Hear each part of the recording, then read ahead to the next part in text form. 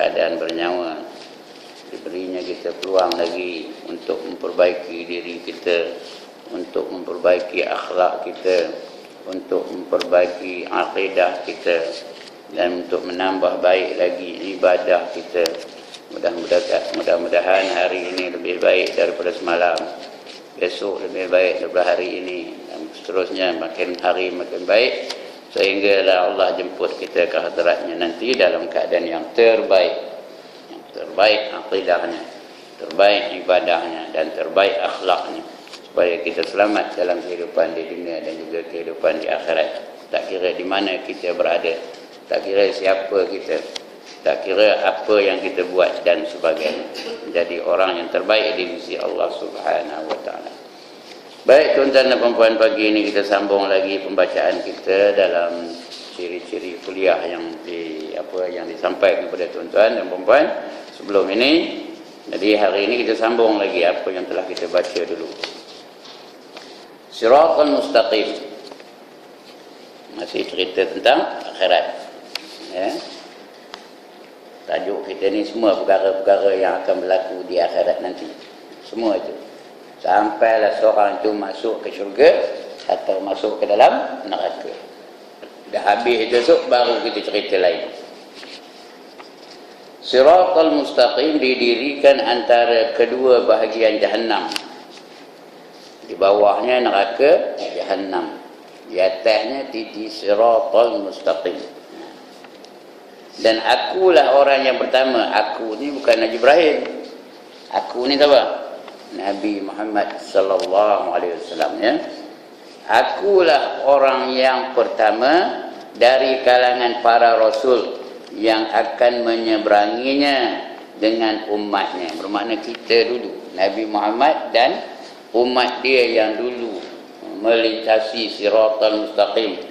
Sebelum nabi-nabi yang lain, sebelum rasul-rasul yang lain, sebelum umat-umat mereka, kita menjadi umat yang pertama masuk syurga. Kalau lepas, kalau tak lepas, yang pertama pula lah masuk neraka. Kerana kalau tergelincir dari titik Siratal Mustaqim tu, maknanya ke mana perginya? Ke dalam neraka lah. Tengah je neraka di bawah tu. Ada 7 neraka menunggu di bawah tu, ya. Satu daripadanya neraka Jahannam, yang lain neraka Jahim, selain daripada itu neraka Saqar dan neraka Sa'ir, baru 4. Lepas itu neraka Hutamah, neraka Hawiyah, dan yang ketujuh Lazar namanya, ya. Itu 7 neraka menunggu orang-orang yang derhaka kepada Allah. Sama ada nak dimasukkan selama-lamanya, iaitu untuk orang kafir, atau dimasukkan di dalam waktu-waktu tertentu, ya. Ikut dosa dia lah, ya. Baik, akulah orang yang pertama, kata Nabi, dan umatku lah menjadi orang yang pertama yang menyeberangi titik Siratal Mustaqim. Tiada yang dibenarkan berkata-kata pada hari itu kecuali para rasul sahaja. Nabi-nabi, rasul-rasul bolehlah cakap, mari ikut aku komen, kata Nabi, ya. Kata Nabi Muhammad, dia buat panji-panji tu, ikut panji-panji aku ni, katanya. Dan seruan para rasul pada hari itu, ya Allah, selamatkanlah kami dan umat kami. Semua rasul-rasul tahu itu. Ya Allah, selamatkanlah kami dan selamatkanlah umat kami. Begitulah, lebih-lebih lagi Nabi Muhammad SAW sangat kasih dia akan umatnya, sentiasa memikirkan tentang umatnya. Dan sabda Nabi SAW, yamurrun nasu ala jasari jihal lahum alaihi jasakun wa kalalibu wa khatatifu taqtafun nas yaminan wa shimalan wa ala jambihi malaikatu yaqulun Allahumma sallim Allahumma sallim. Manusia akan berlalu di atas jambatan neraka Jahannam yang berduri. Neraka Jahannam tu berduri, jambatan tu juga berduri. Di situ ada cangkuk-cangkuk dipanggil kalalib. Wa bihi kalalib. Tu tengah dia kalalib atas tu dia. Wa kalalib. Ada penyangkuk. Penyangkuk apa kerjanya? Berapa ada penyangkuk? Penyangkuk tu nak buat apa? Nak nyangkuk orang supaya terjatuh ke dalam neraka. Itu namanya kalalib. Ada cangkuk-cangkuk dan penyepit. Penyangkuk ada, penyepit pun ada. Dia sepit ini orang tu, terus masuk dalam neraka. Dan menyepit manusia di kiri kanan. Dan di sebelah tepinya terdapat malaikat yang berkata, Ya Allah, selamatkanlah manusia yang lalu di atasnya. Malaikat mendoakan bagi pihak manusia-manusia yang lalu atas di siratal mustaqim. Penyepit nak ngambil orang yang di atas tu, nak dicampak ke dalam neraka. Penyangkuk pun begitu juga, nak dicangkuk orang dari titi sirat tu supaya jatuh ke dalam neraka.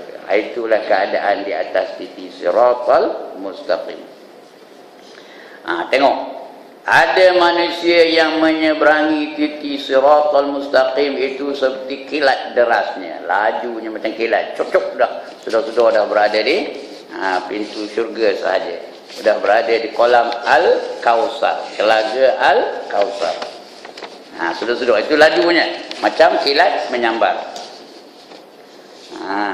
Ada yang menyeberangi seperti angin yang berlalu, macam angin lalu.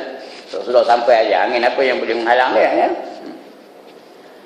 Ada yang menyeberangi seperti kuda lajunya. Orang naik kuda, lajulah juga, tapi tak selaju angin, tidak selaju kilat, ya? Ada yang menyeberanginya dengan berlari-lari saja, macam berlari-lari, ya? Macam Usain Bolt. Kena? Mana tengok Usain Bolt, pelari yang paling pantas dalam dunia, ya? Usain Bolt, B-O-L-T, Bolt, artinya laju penuh, neraka macam itu Bolt, macam kuda. Ada yang berlari-lari saja, ada yang menyeberanginya dengan berjalan kaki tegak, jalan kaki tegak je. Ada yang menyeberanginya dengan merangkak-rangkak, macam merangkak lah atas titi sirat tu. Titi sirat tu kita dah cerita dulu dah, bukan besar mana. Ada besar jambatan Kemengajah tu. Ada pernah pergi ke jambatan Kemengajah? Nak nyeberang, nak pergi dekat Lada tu. Ada besar tu? Ada besar jambatan Terbintan. Lebih kecil daripada rambut. Bukannya besar rambut pun, lebih kecil daripada rambut. Lebih tajam daripada mata pedang. Kalau kita fikirkan dengan akal kita sekarang ni, macam mana nak lepas? Tapi tengok kita baca ni, ada yang boleh menyeberanginya seperti kilat, ada yang boleh menyeberanginya macam angin yang lalu, ada yang menyeberanginya seperti kuda berlari, ada yang macam orang berlari, ada yang merangkak, ada yang berjalan kaki. Macam-macam cara ikut amalan dia dalam dunia. Ada yang menyeberanginya dengan mengesut-ngesut, punggung yang berjalan, ngesut je. Pendek kata, gaya masing-masing yang menyeberangi siratal mustaqim itu mengikut qadar amalan masing-masing semasa hidup dalam dunia ni. Kalau dalam dunia ni malas benar nak beribadat, bayang subuh pun pukul 7.30, orang pukul 5.42 atau 5.45, dia 7.30 baru subuh. Itu tengoklah kepada keadaan. Lebih-lebih kalau tinggal langsung. Kalau langsung tinggal subuh, tinggal zuhur, tinggal asar, tinggal maghrib dan sebagainya. Kerana satu waktu dia tinggal sembahyang, dia akan masuk neraka dulu selama 60 tahun. Akhirat tuan-tuan, 60 tahun akhirat. Satu waktu tinggal sembahyang, masuk neraka 60 tahun akhirat. Satu hari di akhirat bersamaan dengan 1000 tahun dunia. One day in eternity is equivalent to 1000 years in this world. Kalau 60 tahun berapa? 60,000? Mana pula 60,000? Nak kali lagi dengan 365. 60 kali 1000 berapa? 60,000 kali pula lagi dengan 365. Kenapa 365? Kerana setahun ada 365 hari. Jadi berapa semuanya? Budak tak tahu.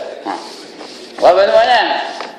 21,900,000 tahun. Saya seorang yang pandai. Pasal apa? Dah kira siap-siap dulu dah. 21,900,000 tahun. Itulah meninggalkan satu waktu. Ya, kalau sebulan? Kalau setahun? Kalau umur 60 tak pernah sembahyang kali pun? Entahlah. Itu dia tuan-tuan. Sebab itu sembahyang ni dia jadi tiang agama. Jangan main-main tentang sembahyang. Whatever you do, the first agenda must be sembahyang. Apa saja kamu buat. Agenda yang pertama mesti sembahyang. Raya ke, anak kahwin ke, apa saja. Agenda pertama mesti sembahyang. Kalau tinggal sembahyang, itu siap dah.